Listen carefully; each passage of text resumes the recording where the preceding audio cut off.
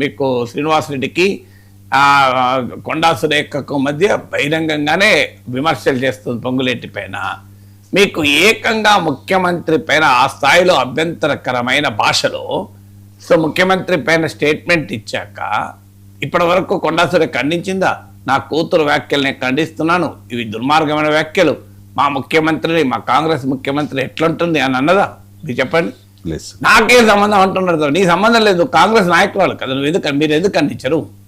ఇప్పుడు మీ రాష్ట్ర మీ ముఖ్యమంత్రి కాంగ్రెస్ పార్టీ తరఫున ముఖ్యమంత్రి కదా, మీ తరఫున ముఖ్యమంత్రిగా గెలిచిన వ్యక్తిని మీ కూతురు పక్క పెడదాం. ఒక వ్యక్తి తీవ్రంగా విమర్శించారు పరుషమైన భాషలో, మరి కాంగ్రెస్ పార్టీ మంత్రి రియాక్ట్ కారా?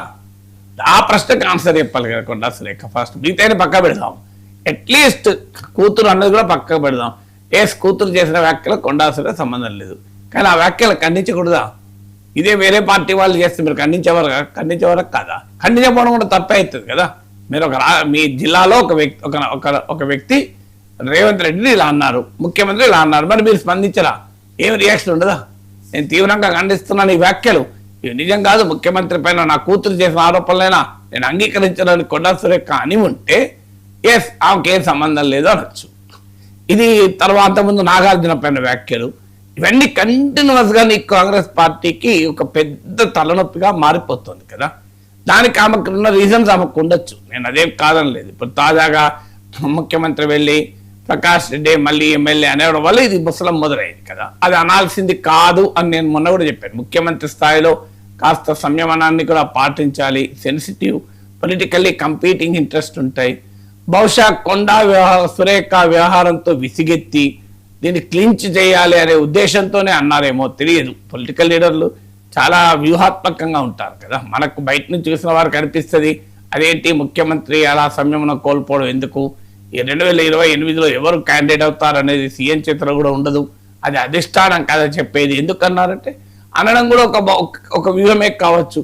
కొండా సురేఖ వ్యవహారం తనకు ఇక చాలా ఇబ్బందికరంగా మారుతుంది కనుక దీనికి ఒక పులి స్టాప్ పెట్టాలన్న ఉద్దేశంతోనే మాట్లాడేయడమో కూడా తెలియదు. అయినా ముఖ్యమంత్రి మాట అనడంతోనే కాంగ్రెస్ పార్టీలో ఏమైనా అవుతుందా? ముఖ్యమంత్రి కోరుకున్న వ్యక్తి కూడా ఒక్కోసారి పదవులు రావు. కాంగ్రెస్ పార్టీ స్వభావం నేను ఉదాహరణ కూడా చెప్పాను. రాజశేఖర రెడ్డి కేవీపీ రామచంద్రరావుకు పార్లమెంట్ సభ్యత్వం ఇప్పించుకోలేకపోయాడు, చాలా కష్టపడాల్సి వచ్చింది. సో అందువల్ల కాంగ్రెస్ పార్టీ స్టైల్ కదా అది.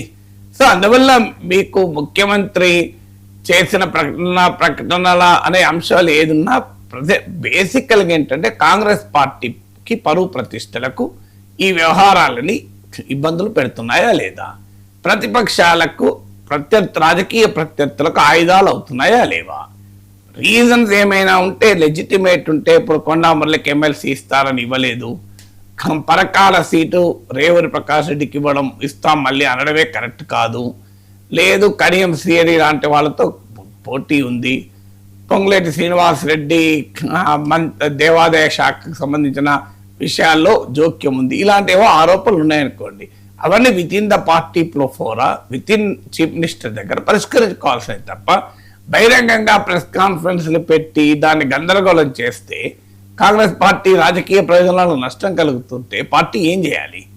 సో అయితే సమస్య ఏంటంటే మీకు కొండా సురేఖ పైన చర్య తీసుకుంటే ఒక ప్రశ్న అనివార్యంగా వస్తుంది, కొండా కుటుంబం నుంచి ఇంకా గట్టిగా వస్తుంది, మేము బీసీలం కనుకనే మా పైన చర్య తీసుకున్నారని. ఎందుకంటే పార్టీలు ఇతరులు కూడా మాట్లాడుతున్నారు కదా. మరి ఇప్పుడు చిన్న విజ్ఞాన పత్రికల్లో అది కూడా చూసాం, కొరపర్తి ఎమ్మెల్యే చిన్నారెడ్డి పైన చర్య తీసుకోవాలి, ఆయన పైసలు ఇచ్చి టికెట్ తెచ్చుకున్నారని అన్నాడు, కాంగ్రెస్ పార్టీకి తలవంపు కాదా?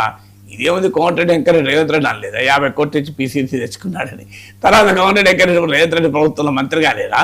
సో రాజకీయాలు ఇలా అనుకుంటారు. కానీ ఇప్పుడు చిన్నారెడ్డి వ్యవహారం వచ్చింది, రాజగోపాల్ రెడ్డి వ్యవహారం వచ్చింది, మీకు పొన్నం ప్రభాకర్ లక్ష్మణ్ కుమార్ల మధ్య బహిరంగానే గొడవ చూసాం. సో కాంగ్రెస్ పార్టీలో ఒక్క చోటు జరగడం లేదు కదా ఇది. మరి ఒక్క కొండా సురేఖ పైన వేటు వేస్తే మరి ఇవన్నీ ప్రశ్నలు అనివార్యంగా వస్తాయి. మరి వాళ్ళందరి సంగతి ఏంటి? కొండా సురేఖ ఒక నీతి, వాళ్ళకో నీత. సో అంటే ఎవరికి వారికి లెజిటిమేట్ రీజన్స్ ఉండొచ్చు కూడా, నేను కాదని అంటలేను. ఇప్పుడు కొండా సురేఖకు స్థానికంగా తన వర్గము, తన ఆధిపత్యము, తన రాజకీయ భవితవ్యము, తన కుటుంబ పొలిటికల్ ఇంట్రెస్ట్ ఉండడం వల్లనే ఆమె అలా వ్యవహరించాల్సి వస్తుంది. రాజగోపాల్ రెడ్డికి పార్టీలో చేరేటప్పుడే మంత్రి పదవి ఇస్తామన్నారు కనుక ఆ హామీ నెరవేరడం లేదు కనుక ఆయనలో ఉన్న జెన్యున్ యాంగర్ ఉండొచ్చు. చిన్నారెడ్డికి స్థానికంగా ఉన్న ఎమ్మెల్యేతో పర్సనల్గా గొడవలు ఉన్నాయి కనుక ఉండవచ్చు. ఇవన్నీ కూడా జెన్యున్ రీజన్సే ఉండొచ్చు. వాళ్ళ యాంగిల్ చూస్తే, వ్యక్తిగత యాంగిల్ చూస్తే లెజిటిమేట్ రీజన్సే ఉండొచ్చు, మనం కాదని అంటలేం. కానీ దాన్ని ఎక్స్ప్రెస్ చేసే తీరు పార్టీకి నష్టం కలిగిస్తుంది. అది కూడా వాళ్ళకి అనివార్యం కావచ్చు కూడా. పార్టీ కింద పార్టీ చెప్పి దానికి ఏవి తేలకపోతే బయటికి ఏమైనా వెదగక్కుతున్నారా అది కూడా చెప్పలేము.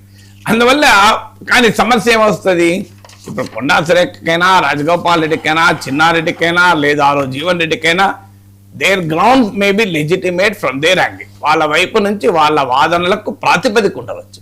కానీ అది పార్టీకి నష్టం కలిగించినప్పుడు ఒకరిపైన ఒక రకమైన చర్య, మరొకరిపైన చర్య లేదు అన్నప్పుడు అనేక యాంగిల్స్ వస్తాయి. అందులో సామాజిక కోణం ఒకటి వస్తుంది.